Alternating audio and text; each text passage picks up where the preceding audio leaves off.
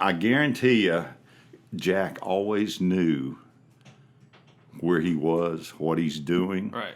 But at that time, I wanted to look at him and say, Jack, you got to understand, the most important person in this boat right now is me. Another episode of Shooting the Bull. I got a special guest today. You guys probably know him very well. Andy Bean. It's crazy. It's really hard to start a podcast with someone like you because you've done it all. You know, you're a fisherman. I don't know if I've done it all or not. Golfer. It's just hard. How do I start off, man? Well, I've only got double your years around here. So. I figured. So I was thinking, a good way to start off is that time you just came in here and showed up and just randomly asked me and Kelly to go out to your lake. And I wanted you to talk about, pretty much the story of how you started fishing, after a while. I know obviously you're a golfer. You were a pro golfer, one of the best. And just what made you transition to fishing? Like, did you always do it as you were a kid, or I always started? Did it. Okay. I always did it growing up. I grew up on an island, Jekyll Island. Okay. And my dad was a golf pro there. Mm-hmm. He built the golf courses on the island. Right. And we made sure that he made sure the lakes were stocked. Okay. And with that stocking, we had catching going on. That's and I learned that it was a lot better to catch than it was to go fishing. Absolutely. So I've been spoiled playing, going and playing golf and then being able to fish in my off time. And the fishing, I've been able to experience a lot of great fishing in a lot of great places. And I just love it. Right. So that's actually really cool because, when you're golfing so much in your time, I'm sure, I don't know how it works, but being a pro golfer, is that pretty much your daily basis, Monday through Sunday, you're consistently working on your game? It is. And you're still able to get that time in to do something you really love to do. You appreciate your quiet time. Right. Because you're in the public eye all the time. Right. And it does. It's a little taxing, but when you're out doing your job, you're doing your job. Right. But when you want to go relax, right, you want something that you really love. I love being outside. I love being in the boat fishing. And I fish in the Everglades. I fish in lakes. Oh, yeah. I go trout fishing out west. So it's just something that I've really grown to love and really appreciate the really good anglers that I'm able to fish with sometimes. I was about to say, yeah, man, you have some pretty cool friends you go with. So what would you say out of all these fish we fish for, and bass, snook, redfish, is there something that you've grown onto that you love to do when it comes to fishing? Like a specific target of fish that you love to do? Well, I think I really snook fish. That's your bread and butter. That was, yeah. Okay. My first snook broke my rod, and it was only a 5-pound snook. Right. But I grabbed the rod up a little bit higher than I should have, right, and he popped it, and I went, wow, that was fast and it was strong. Just very explosive. And it really kind of made it, it hooked me. Let's put it that way. It got you. It just I was surprised, and you feel like, well, not many things are going to surprise me, but I was really surprised there. And we were in a little creek. The water's moving a little bit. Right. And then it, that just magnified his strength moving with the water. Yeah, they got that current. And they've got a big tail, and they got a push, and it's like, hey, I got to do a little bit different than I do when I, go catch bass. Right. But everything's different. Yeah, it is. I mean, so that kind of got you that hook. So absolutely. Now, that being said, what would you say your biggest? You ever just a story that you cannot never forget about snook fishing that even got you so hooked that it's just all you think about now? Well, I've been spooled one time in my life, right, as far as snook fishing, and I actually hooked the fish and saw the fish right by the boat because it was clear water, right, dark water, but it was clear water. Okay, and the fish swam right by the boat, and it was bigger than any fish by far I've ever hooked or caught. Right. I've caught a 47.5 incher. That's landed, that's measured, and everything. But this fish made that one look small. Right. And I wow. went, but when the fish saw the boat, she just started going. And when I tried to put a little pressure on her, she just kept going. Right. And that ping at the end. The worst sound in your life. It's the worst sound. But you down south? Yes, I'm down south in the Glades. Okay. But it's just something that makes you want to get in that situation again. Right. You're out there. I'm out there looking for her again. Right. Actually, I'll probably be looking for her ancestors now, or offspring. But it's going to be if I ever get one on that's near that big again. Right. At least I'll know how to approach it a little bit better. Right. But probably the same thing's going to happen. And every time I talk to you, and you're always down in the Everglades. So what made you just like, this is where I'm fishing? When I go fishing, I'm making the trip to go to the Everglades. What just caught you? It's a place you escape to. Right. I have that quiet down there. Mm-hmm. I have that beauty of nature down there. It's always different every day when you go out. Yeah. And that's one thing Steve Huff said. Okay. Every day's different. And you make it what you want to make it that day. Right. And I went, that hit me. And I went, right. You can't do any better than that. I feel like in the Everglades, you can be there for 10 years. I fish every day, and there's always going to be somewhere where you, never fished, and it looks new to you. It's just so pristine over there, man. I mean, it's unbelievable. I've fished down there for 50 years. You still new, dude. I run sometimes 100 miles in a day. Right. Which means I'm running down to Shark River. Okay. And back, and it's like, that's a long ways from Chokoloskee Island. Oh, absolutely. So but you go out there, and I realize there are some of these bays that I haven't fished. Right. And most of the time, I'm running through the bay, but I don't see anything like the bait moving. I don't see the water moving like I would think it should be moving. It's to your gut. And so that's why I kind of pass it. Right. But I learned that there's a lot of good places. And the wind blowing from a different direction certainly affects the water. 100%. And it affects the bite of the fish, whether they're feeding or not. Right. So you learn so many different things, but just navigating down there, that's the thing and I don't use GPS. I noticed that when we went out. I'm like, this got on your head. That's crazy, man, that you do that. You learned in an aluminum boat, in a 17-foot aluminum boat. That's insane, man, honestly. And I ran up on a couple little bars. But Jimmy Rogers showed me how to get around a little more than I knew. Mm-hmm. He knew it better at the time. This was back in 1981. I broke my thumb and my wrist. Okay. And I hit a root out in L.A. when I was playing in a tournament. Okay. And what could I do for 3.5 months? Well, I went down to the Glades. Oh, yeah, I was saying, and I said, Jimmy, I'll pay. Hey, man, I'll pay for everything. You don't have to worry about it. You show me some of these places I don't know about. Mm-hmm. And that was really how I started learning more and more. It's kind of like I spread my knowledge out in different bays and really how to get around. Because there's oyster bars, mud bars, there's all kind of stuff out there. I even heard people that fish in the Everglades, they actually, if they don't have any electronics or anything like that, they mark points with either like a ribbon. A lot of people do that when they're fishing tournaments and stuff, so it's crazy. I have a story about one of my buddies fished there one time, and it was a kayak tournament.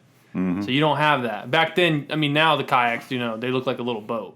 You can pretty much buy a skiff for the price of these kayaks now. Right. So he had one that wasn't like that, just a plain old one. And again, that tournament kind of made them have these little ribbons on the points of these little islands over there, because you'll get turned around.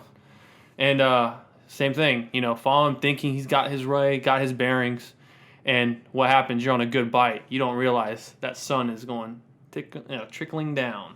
Mm-hmm. So long story short, he ended up losing it because of the sunlight. So he ended up not getting back to almost 3 or 4 in the morning. Mm-hmm. Just by miracle, he was just paddling out. And in Everglades, sometimes you have that muck, very soft sand. It's hard to walk in that. So ended up finding his way out at 3 in the morning, going up to shore, and there you go. All the cops, everything there waiting for him. It just shows you how crazy the Everglades can be. You know what I mean? It's insane. It can be, and I hate to admit this now. Right. But when you went back and fished these areas and you had good spots to fish, and all of a sudden there'd be a ribbon tied on a tree. Exactly. Yeah. At one of your little, where there might be a depression or a sunken log, something that was hidden, an oyster bar that you don't see, and it protruded out a little further, and the fish hang out there. And I was very guilty when I saw those ribbons, little plastic flags or whatever you want to call them. They fell off the trees. Oh, they did? They did. Oh, man, that's weird. I went by it, and then it wasn't there when I came back. You know what? It's funny you said that. It was like, you don't want, obviously before GPSs, now you ping them. Right. But, hey, if they did back then, if they didn't know where they were going, they need to stay closer to the dock. Right. Because everything looks pretty much identical in the Everglades. It does. It really. It almost got me thinking how you said that. Maybe some people use those ribbons. Like, that's a good spot. That's exactly what they were doing. They were marking. There's some big fish right there. It was like maybe 50 feet from a really good hole. Right. And that's what they were doing. Mm-hmm. Some of them were probably marking their way when you go through a couple of creeks. Right. And you go and it opens up into a bay. Mm-hmm. And then you've usually only got like one place that you can navigate to run north and south there. Like a pipe canal somewhere where it's deep in the middle. There's a channel. Right. And then you have to go through a certain creek to get out of that one to go to the next one to get back to the dock. Okay. And they mark the creek mouths. Right. Or they mark the channels. And it's like, if you don't mark the right spot, or if you lose your bearings, like you were talking about, 100%. you're out there you're going to spend the night. Yeah, and the mosquitoes there are a different animal. That is not the place you want. I've slept out there twice. Right. And I was very fortunate in the sense that both times I lost a lower unit one time, lost a power head one time. Oh my gosh. But I was very fortunate that it was cool and went right out in the middle of the bay. Anchored down, and said, you don't want to be by the mangroves. No. You want to be as far away from the mangroves as you can be, and you just pray that the wind's blowing. Right. That wind will help because if not, the mosquitoes are going to land. They're a different animal. It's just like the mosquitoes in the Everglades, I feel like they're like in Louisiana. They're as soon as you walk outside, I'm not even kidding you, like when we were in Louisiana, we had to go down and put the batteries in, charge them up or whatever. Mm-hmm. You had a wall around you where it literally looked like a wall of black. Those mosquitoes. They know when fresh meat comes to town. They know when it's there. It's unbelievable how bad they are. So that's what I want to get into, too. When you're in the Everglades, I know everyone is probably dying to ask, what is your favorite? How to catch them? Live bait, artificial. What is your go-to if you're snook fishing, if you're power fishing, if you're fishing there, with a buddy and you're exploring? What is your go-to bait for those snook? Like, what do you love to do, and how do you like to catch them? It's like, do I want to catch a lot of fish? Or the right one? Or I want to target the big fish? Now, let's go with the big ones. If I'm going with the big ones, I'm going to use a skitter walk. Okay. Or usually a skitter walk. Because that's topwater. It's a topwater bait. But I'm addicted to watching the hit. Right. I want to watch that explosion. Whether it be a tarpon or whether it be a snook coming up, right. I want that explosion. And it's like it's more gratifying when you can get them to come up and eat it, because obviously whether you're trout fishing out west, whether you're fishing here, right. most of your fish, if you're going for numbers, they're going to be caught under the water. They're not going to be caught on top, right. Especially blue sky days. I'm out there trying to throw a skitter walk. Right. In a blue sky day, or either a top dog. Right. I use mirror lures a lot. Okay. Especially if it's blue sky days, I throw a mirror lure, so a 7M. Actually, that's suspending, so you're not. It's not. You have to jerk it down. Right. Right. Yeah. Okay. It's a floating bait that you jerk down. Okay. And it'll go a foot, maybe a foot and a half underneath the surface. Yeah. But if it's really a blue sky day, well, you got to go possibly to a. A jig. Just jig fishing. You just got to do some kind of jig. Exactly. Right. And with that being the case, to me, and with more inexperienced fishermen, right. Don't get me wrong, I've seen some great jig fishermen. Right. But if you've got some young person in the boat and you want them to catch a fish, letting them throw a single hook is one thing, right. and that's what you want to do instead of throwing treble hooks. Right. But they're getting the bait down in front of the fish. Then all of a sudden you open it up to redfish, trout, your snook. Yep. Everything will eat a jig. Right. No, you're right. A plastic tail. I mean, that was a prime example was when we did out in your boat that one time with me and Kelly. I had that dart spin on, right? It's a jig, and I was catching a lot.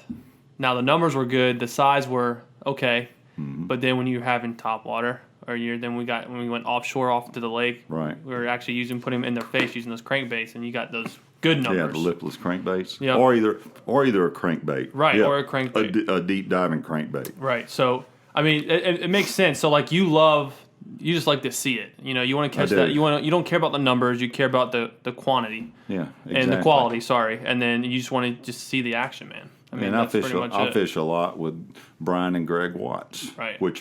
Who are great fishermen, legends in the tournament game. Hey man, they teach me a lot. Yeah, and we fish for $5 and $10 for biggest fish or most fish. Okay, but I learn something every time I go out there with them. I told them, I said, one day I'm gonna catch up a little bit and start being able to compete better with you. And but topwater fishing, I can compete with them. When you got to go subsurface, that's what I usually don't do when I'm bass fishing. Right. Unless I'm using a worm. Right. And using a worm, I'm going to catch a lot more fish, but they don't like fishing worms so much. They use a crankbait or, something that gets down. Right.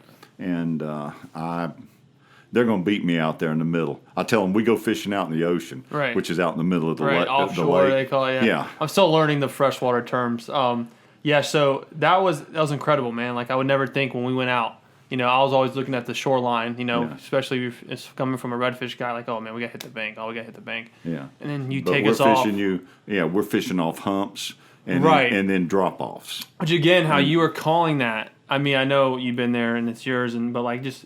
How you can just know, not with no GPS, and about right now, throw it. Yeah, I mean it's incredible. And throw it in that direction. Yeah. Well, when you've been out there enough, hey, you've got your own X's in the pretty much lake. Yeah. But it's just from repetition, right? And and I think that's one thing that I really picked up from Brian and Greg, right? Because I didn't particularly like fishing out in the middle of the lakes. Right. That's not my bag of tea. But I learn, like I said, every time, and then I learn how, and I'm learning too, they're using smaller line than I was. You were using smaller line. Remember I told you your bait was getting down a little bit deeper because you were getting that, we'll talk about, I guess, that big fish you lost. Yeah, we'll talk about that. But I'm learning that, hey, there's more action, but the bait's getting down and staying in their face maybe 10 or 15 feet longer, which might create one or two more bites. It will. It's nuts, too. People don't realize it goes down to the knot. And that being said, so, like, there's a couple, like, weedless jig heads, for instance, that have a swivel or some that don't. So, you have loop knots and you have your standard knot, right? And a lot of people think the loop knot's key. And the artificial, I love it. I've always tied loop knots. I mean, I've always done it when I went fishing and stuff. But I noticed when you have a loop knot with a swivel head, it almost puts out too much action on that bait. So if you're ever using that, if you're using a standard jig head, a loop knot, unbelievable. Yes. If you're throwing something that already has a swivel, don't be scared to tie the old-fashioned 6 twists in the hole, pull it out. You know Absolutely. What I mean? Yeah, and that goes a long way, and it's crazy how little things like that will actually work. Split rings give you a lot of action. So going to that with the jig heads is like that can actually help you catch more fish. Just little things like that. And if a really cool story I heard from somebody actually is that you see a lot of people when you're going out fishing, right, and you see what they have tied on their boat, or you always look up and ask people what they're using. But if you're confident with the bait, like how you are with your topwater, you do not need to change it. You learn how to put the action on it that you want to put on it. And then you learn the action that is successful at catching the fish. Right. And it varies, from snook or trout or redfish. It's going to vary So you've got to vary the depths. You've got to figure out, this loop knot works better on this bait. But I'm just saying, sometimes using a loop knot, sometimes tying it straight on makes a big difference. On a mirror lure, I use a loop knot all the time. Okay. Because you want that action. Right. On a jig, to me, I don't fish it as often. Right. But sometimes I want that action that gives it a little bit more action. And sometimes I want a little bit more of a dead action. Right. And then you tie it straight on if you want that. And it depends if you're fishing out around oyster bars. Exactly. It depends if you're fishing in current. Right. So everything is related. A topwater bait, I always use a loop knot. Always. Because you want it to be loose and you want that bait to flop back and forth. You want it to splash when it hits the water. And do you change, this for people listening, if you want to get into this, like, do you change the rhythm of the bait? Do you change the speed? Do you Absolutely. Just wait? So some days, bass, trout, redfish, snook, some days they like it fast. Some days they like it slower. Like, we just were down there a couple of days at Chokoloskee. They wanted it slow. They wanted it to flop back and forth. Right. But slow and steady. It makes you think when you're that big, a snook, right? You're pushing 40. You're pushing, 35, 36 inches. You got to think they got to get to that point where, like, they just want an easy meal, So maybe you want that bigger fish, like you said, the slower, the more natural it looks, the more wounded it looks. Those bigger fish might be, you know what? Let me go get that thing. Let's see what's going on up there. So it's almost like you're saying, moving the bait differently, the different hooks, the different knots. It does really go into effect in artificial. Absolutely. Okay. It's like if you're fishing in current or you're fishing in a calm area. Right. You can fish it in current. You're usually wanting to keep the bait moving because you want it to move at the same rate or the same speed as the current's moving. Then it's natural, or maybe a little bit faster. Right. Because then that's natural. A bait fish trying to get out of the way, they're going to speed up a little bit. Right. But like if you're fishing in a calm area back in the pocket of a bay, a lot of times, especially when the water's hotter, you want it, it varies different times of the year. You want to let that thing go slow and work it because you want it to stay in that area longer.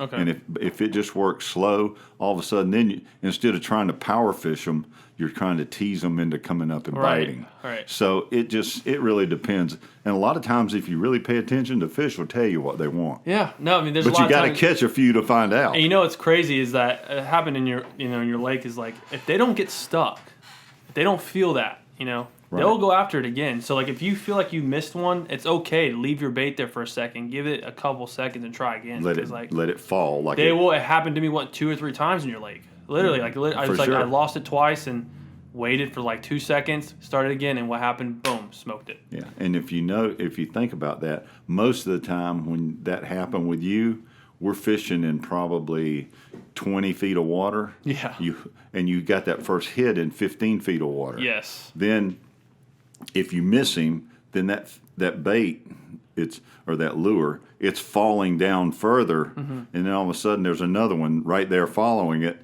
Hey, I'm gonna get this one. He missed it. Right. So it's just you get a double shot at it. Yeah, it's unbelievable. So when you're obviously you had a pretty crazy career, so you're out there all the time golfing and stuff. And do you guys ever? And I'm sure people ask this because golf. Courses have the best fish, the best ponds. Did you guys ever if you guys were practicing with your caddy or whatever? You guys ever just sneak a rod in there, go fish in one of the ponds over there? I used to take my rods down to Doral. Yeah. Arnold up at Bay Hill, Mr. Palmer, he didn't want you fishing out on the golf course. Okay, we snuck out there a couple of times, hey, I promise you, we were fishing behind the bushes and casting. Dude, that's insane. But at Doral, they let us fish. After play, obviously, or either at the first of the week before play. And we even got a fishing tournament, and the biggest fish had their hotel paid for. Oh, are you for the kidding week. Me? Well, that's insane. It was Jack Nicklaus's company, Executive Sports, and Moose. He went along with it because anything that had the good players there, he wanted to promote it. Right. And he let us fish at the first of the week. And I think it ended at like 5 o'clock on Wednesday afternoon, you know, obviously right before the tournament started.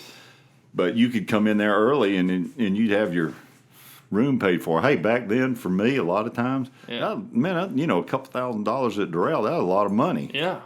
No, that's insane. So, like, what would you say? You would say a lot of the golfers were avid fishermen. They love to fish. If they golf, they fished. I think Nick Price, Fuzzy Zeller, Greg Norman, obviously, blue water fisherman. Yep. But Jack, I mean, I've enjoyed and I've been very blessed to know this man, Mr. Nicklaus. He's taken me a lot of places. I could imagine. And over the Bahamas. He's taken me down to Mexico hunting. But he loves to fish. And that's his way of escaping, too. And that's the way a lot of these other guys. Yeah. You know, Paul Azinger, we go over here, we go out in the bay. And that's the only time I go over in the bay now. With him. And it's just your way of escaping. And like I say, Ray Floyd. Okay. He's gone down there with me in the Glades. He's been in there with his rain suit on, shivering and making cast after cast after cast. Just die hard at it. And you do. You got to love it. Yep. That's insane, man. You got anything like, you know, those stories and, you know, just fishing with those people, it's got to be incredible. You have anything in particular you would never forget in one of those trips? Just something you would never forget in your life. When you have guys that you fish with, that you also worked with, or against, however you want to call that, you made great friendships. Right. But I think, you know, we had times where, well, I took Zinger down there one time, and I told him, I said, Zinger, we're going to be fishing at this one creek mouth, and you've got to watch out, man. There's tarpon here. Make sure that when that lure gets 10 or 12 feet from the boat, that you get that lure out of the water and pick it up. Do not bring that lure to the boat. Okay. You know, bring it all the way in. Yeah. I said, because if you do, you might have a company, and he's out there throwing, he's being a little careless, and he's letting it come all the way up. And when his leader hit the rod tip, about an 80-pound tarpon came, and luckily he missed the lure, but I guarantee you, Paul's eyes were the size of tennis balls, and he got a bath. And I looked at it, and I'm just going, thank you, Lord, that fish did not come in this boat, because they'll wreck a boat. Oh, 100%. But it's, you know, you go from times like that to, you know, when I took Jack over to the Everglades fishing, he is an avid fisherman. Now, but he bone fishes, right? And most of the time, but he comes over there. He likes to snook fish, and he actually casts pretty good. But we were the first night he ever came over there. He asked me. He goes, "How far are we from the dock?" And I went, because it was late. It was late coming in, and I'm going, well, it's going to get dark. Yeah, we're 30 minutes from the dock. Andrew, it's dark. And he goes, you know your way in? I said, yes, sir, I know my way in. I said, I do this. I've done this a lot. Yeah. He goes, you do have a crazy side of you, don't you? And I went, and from that moment on, we're riding. I mean, it is dark when he asked me. And there's no light up there. He's thinking, are we 10 minutes from the dock? No, Jack, we're at least 30. Mm-hmm. And we're coming, and we have to go through 2 creeks, and then we have to run for really 25 minutes before we get to the dock. I'm assuming no electronics, right, on your boat? No lights, no nothing. And he's going, and Gary, his son, is following me in his boat. Oh my gosh! And I guarantee you, Jack always knew where he was, what he's doing. Right. But at that time, I wanted to look at him and say, Jack, you got to understand, the most important person in this boat right now is me. Yeah, because you know. But it was just one of those things. Yeah. Jack, you better hope I know where I'm going. Yeah. And for 20, 30 minutes, he is sitting there and looking like a hawk or like a great blue heron or something that's just sitting there focused, waiting for something to come by so you can strike it. He was looking for something that I might hit, though. Right. He was going to warn me. And luckily, we came, and when we came around the last corner out of Turner River, and he starts seeing light, and all of a sudden he saw the lights at the shoulders ramp. drop. He just, I mean, his whole demeanor, it just relaxed. And he goes, Andrew, let's don't do that again. Yep. And I went, Jack, I'm sorry, but we were catching fish. We stayed a little longer than we should have. And, but he, you know, the funny thing about it was the next morning we got up early and we were going to leave early. He made sure he did his stretches that lasted till it got daylight, and then we went fishing. Yeah. But it's like I have, you know, recollections like that. You reflect back, and when it's with your friends, you get little giggles here and there. Absolutely. But it ended up being great because Gary, his son, came over to me and he says, you know, you really had Dad going there for a little while. I said, I truly didn't mean to. Right. Because I knew where I was. Right. Yeah. I knew where I was going.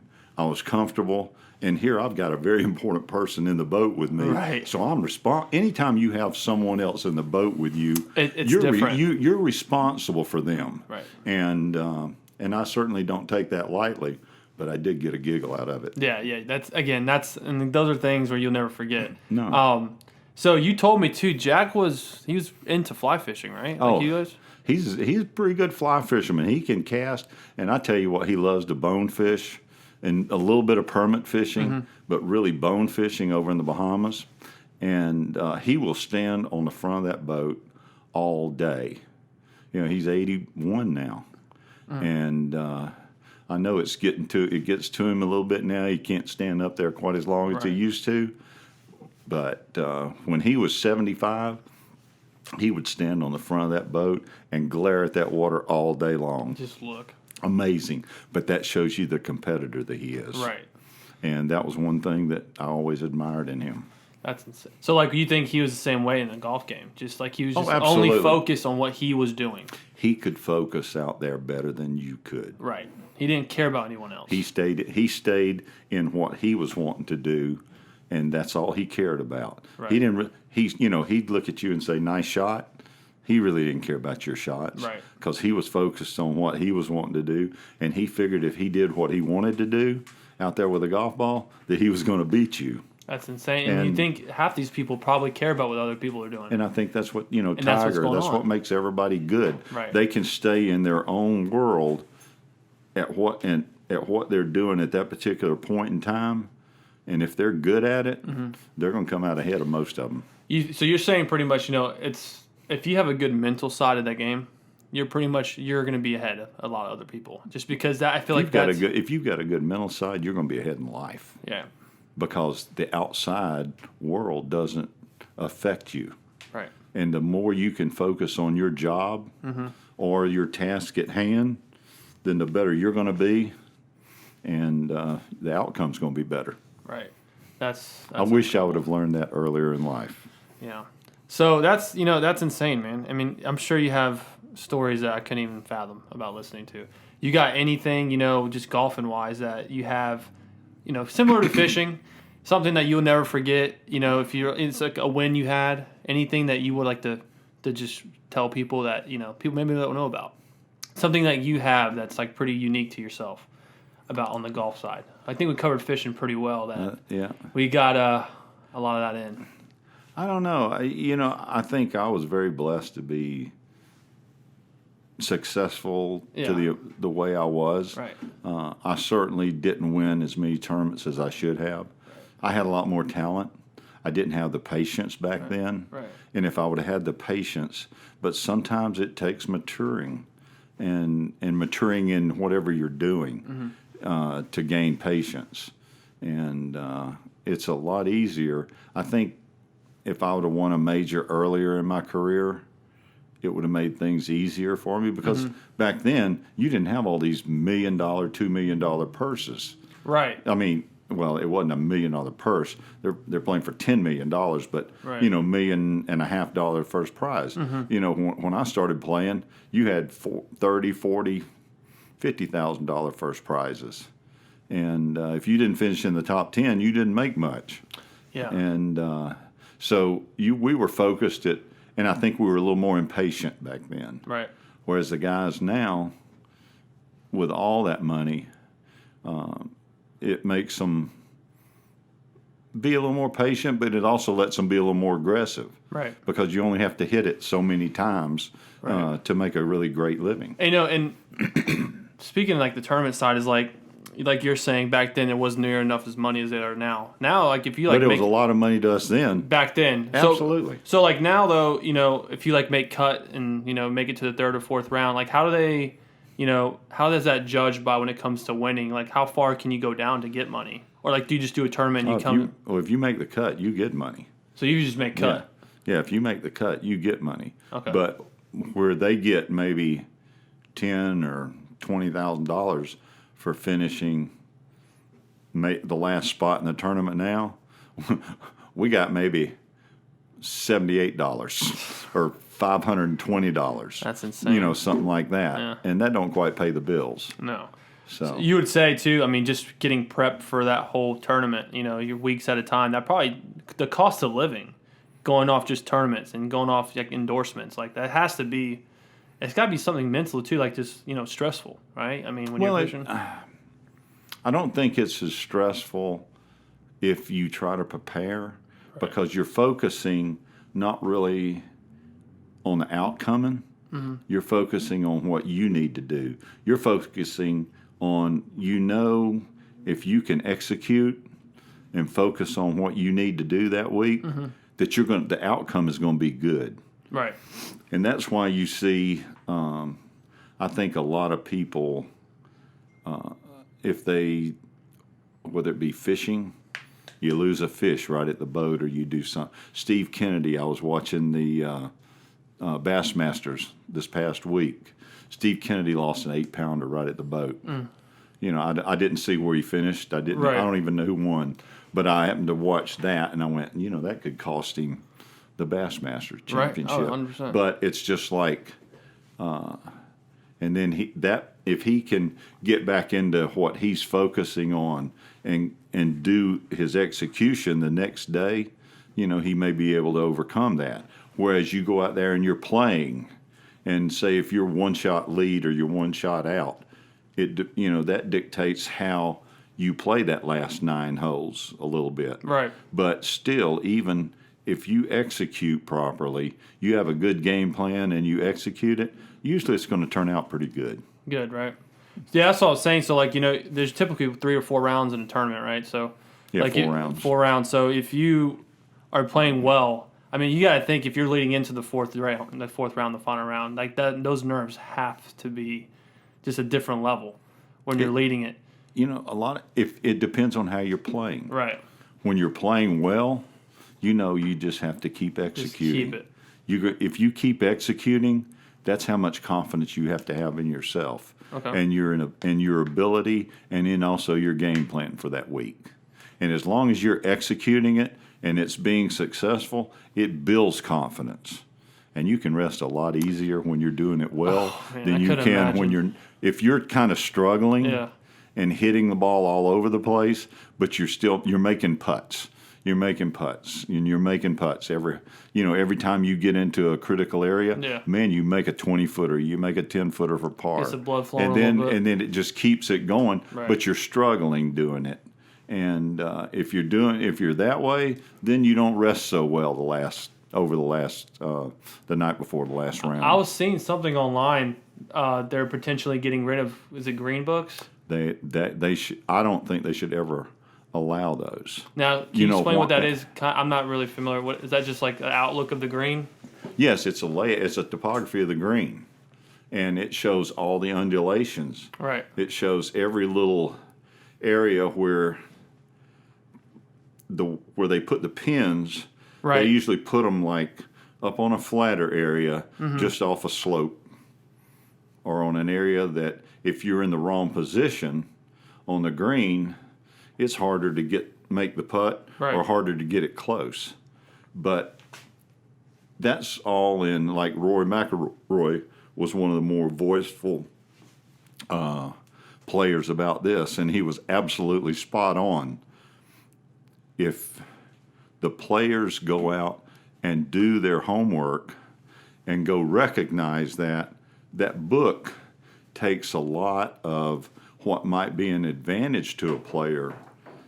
it takes it away and it puts everybody more in the same category, because some people read Bermuda grass greens better than they read bent greens. And you grew up up north, well, you're going to read bent grass better usually than you read Bermuda grass. Okay. You grow up in the south, if they're a little grainier, well, you know that. And then that's your advantage when you're playing down here. Right. But when you put those books, it kind of brings everybody together. And so that's pretty much why they want to get rid of it. It's almost like they need, like, you need to put more time in this. It's like another aid. Yeah. That technology. If you're going to let technology play the game, you're just going to let it play the game. They already, in my opinion, the heads have gotten too big, and in the balls they go too far. Yeah. I agree with Jack on that 100%. I remember you telling me that. But it's sure overall, guys are stronger. Okay, but they're not that much stronger than the better players years ago. Right. And it does. You're not running. You're not playing football. You don't have to be strong. Right. So, strength is great. Being able to hit it a little bit longer is great. Right. But it's only if you hit it in the right area code. The right area, right. If you hit it in the wrong spot, then it's not so good. Yeah, I'm just like thinking about, look at the irons from y'all's time, and look at the irons now. You have like 4 different sets of the same club. Compared when you're back in the day, you just had one. That's the iron you got. Well, in the drivers, some they have set up to hit low, some they have set up to hit higher. Yeah. Some they have, Mickelson sets one up to cut. Yeah. He sets the other one up to draw. And that's being smart. Oh yeah. In one way. Use it. But then again, technology is letting you play the game rather than you going and doing that on one club. Right. And then you have to get the club that fits most of the shots that you want to hit and you be the most consistent with. Right. So we're further down the road as far as technical. Yeah. But that doesn't necessarily mean it's good in golf. Yeah. It's almost crazy seeing, like, in the sense of like fishing rods and stuff like that. You got same thing, man. A lot of people like really light fishing rods. Right. I like I like it light, but a little heavier than what a lot of guys like, as far as a bait caster. Yeah. And if it gets too light, I actually pull it.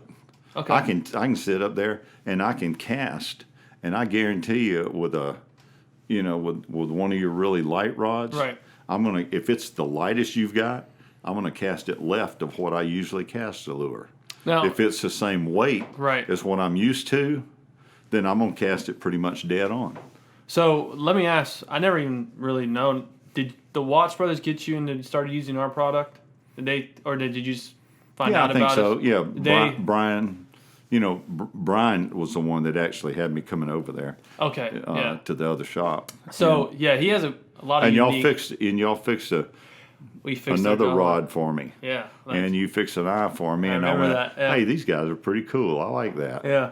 Right. Brian has some interesting rods from us. We definitely made him some that were pretty cool. You made him some, what are they, 5'6" or something like that? I mean, they're not 6 foot rods. No, not even close. And I'm going to tell you what, he pulls 5-pound bass. He just whips those, slings those into the boat, and I'm going, man, that rod is going to come back and hit you in the face. I know, man. But it doesn't.